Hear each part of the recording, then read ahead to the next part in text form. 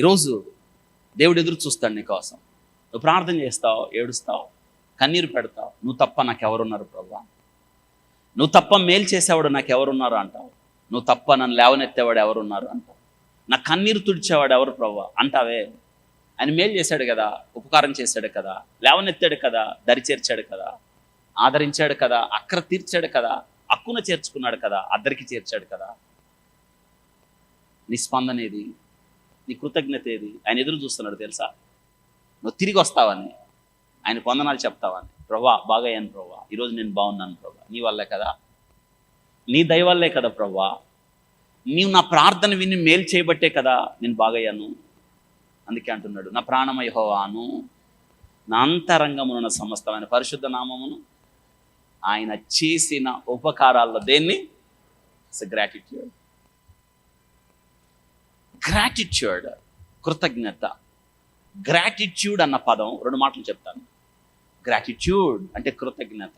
ఆ పదం గ్రేస్ అనే మూల పదం నుండి వచ్చింది. గ్రేస్ దట్ మీన్స్ కృప. దేవుని కృపను మనం జ్ఞాపకం చేసుకున్నప్పుడు, అయోగ్యులం అపాత్రులం ఎన్నిక లేని వారం ఆ స్థితిని దేవుడు మనకిచ్చాడు. మన స్థితిని మనం జ్ఞాపకం చేసుకున్నప్పుడు, ఈ దినాన మనం ఈ స్థితికి కారణం, పౌలు గారు అన్నట్టు నా స్థితికి కారణము ఆయనే. అవును, మన స్థితిని మన గతిని మార్చాడు ఆయన గ్రేస్. ఆ గ్రేస్ని, ఆయన కృపను మనం జ్ఞాపకం చేసుకుంటే కృతజ్ఞత మన హృదయంలో నుండి పెళ్ళు బిగుతుంది. That is gratitude. Thankfulness, thanks, thankfulness, thanking. Thank అనే పదం థింక్ అనే మూల పదం నుంచి వచ్చింది. అగైన్ మళ్ళీ థింక్ అంటే ఆలోచించుట, థింక్ అంటే ధ్యానించుట.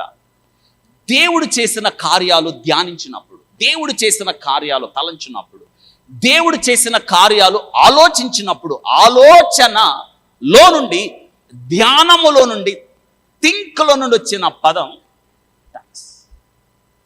ఉందా మనకు ఆ స్థితి?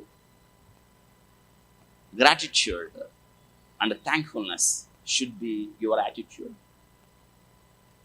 ఎవరైతే ఎక్కువ కృతజ్ఞత కలిగి జీవిస్తారో, కృతజ్ఞత కలిగిన హృదయం ఆరోగ్యవంతమైన హృదయం. అవును, నువ్వు ఆరోగ్యంగా ఉండడానికి నిత్యము దేవుని స్తుతించు, కీర్తించు, కృతజ్ఞత కలిగి జీవించు.